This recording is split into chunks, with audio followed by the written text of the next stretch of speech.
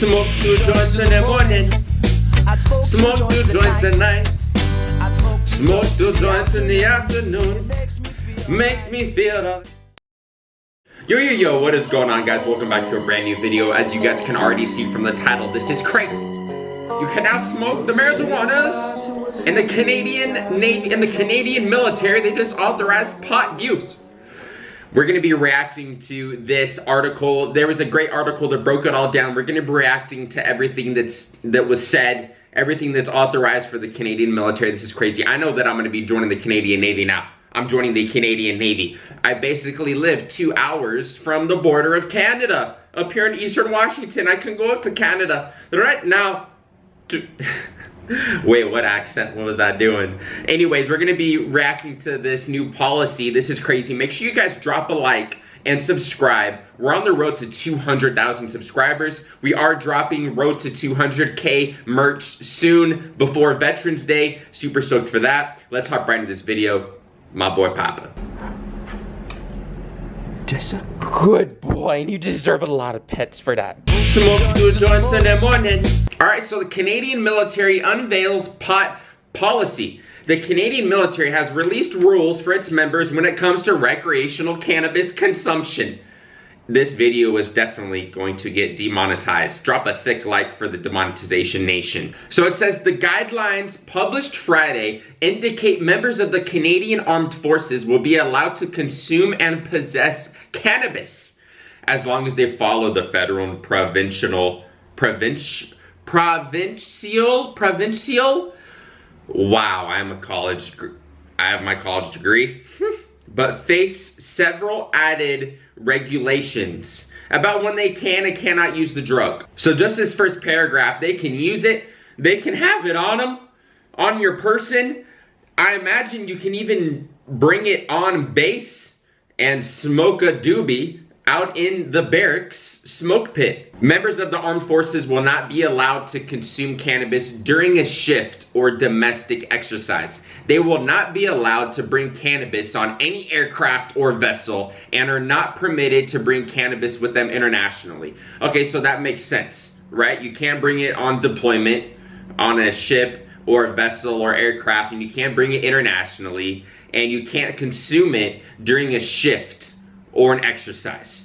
So it's just like the same thing as if you were drinking alcohol, right? You would just use it the same way as if you were consuming alcohol, which should be the rules for the USA of America. It's just common sense. It's common sense shit, but unfortunately for America, it is still federally illegal. So this next part is the juicy part. It says, as far as day-to-day tasks are concerned, military members cannot consume cannabis up to 8 hours before performing any duty, up to 24 hours before handling a loaded weapon or driving a vehicle, or up to 28 days before joining the crew of an aircraft or submarine. So, I mean, comparing that to alcohol, so it says 8 hours before performing any duty. So that makes sense. Imagine you go home after work, you smoke a little marijuana, say you go to sleep at 10 o'clock at night, and then you show up the next day at work at 6 in the morning. That's 8 hours. I don't know necessarily you can have a weed hangover. I know there's been times when I've drank and I've definitely still drunk the next day in the morning. Like you're still a little, have some alcohol in your system, even after you've been asleep. Now, I don't know if you can wake up necessarily with a weed hangover. I imagine you'd have to smoke a copious amounts of marijuanas and inject many marijuanas inside. No, I mean, maybe it's possible. I feel like you would just be very refreshed in the morning. I mean, depending on what you smoke. I wonder if they will let you smoke wax in the Canadian military. Is it just flower? Are people like dabbing? Oh my God. See, I don't know. You could probably have a weed hangover. I imagine you show up to work and your eyes are a little glossy, boy. And then it says 24 hours before handling a loaded weapon. I mean, I know with alcohol, there's definitely people that handle weapons that get drunk the night before and show up to work the next day. And they don't have 24 hours of it not being in their system. But for marijuana, it says 24 hours before handling a weapon. So that's cool. And then 28 days before joining a crew of an aircraft or submarine. So that means they want it completely out of their system. Because with 28 days, that should give a normal person with a normal body weight and body fat enough time to pretty much completely process all of it out. I feel 28 days to a month. It then goes on to say, it's really based on how THC is processed by the body. We feel very confident that 8 hours, 24 hours, and 28 days will ensure that we're operationally effective and will ensure that our men and women are ready at all times to do their business. So Canada is on the right side of history here. No, they're being very progressive. The Canadians, good for Canada. And then the last part of the article says supervisors have been given directions on how to detect someone who might be impaired while on the job, including the presence of glassy eyes and slow reaction times. Anyone caught disobeying the rules can face disciplinary action. Hey, Seaman Timmy, why are you stoned, brother? Why are your eyes so glossy, and why are you doing everything in slow motion? At the end of the article it says, it would be a very small number, I'm sure of it, that will actually break the rules.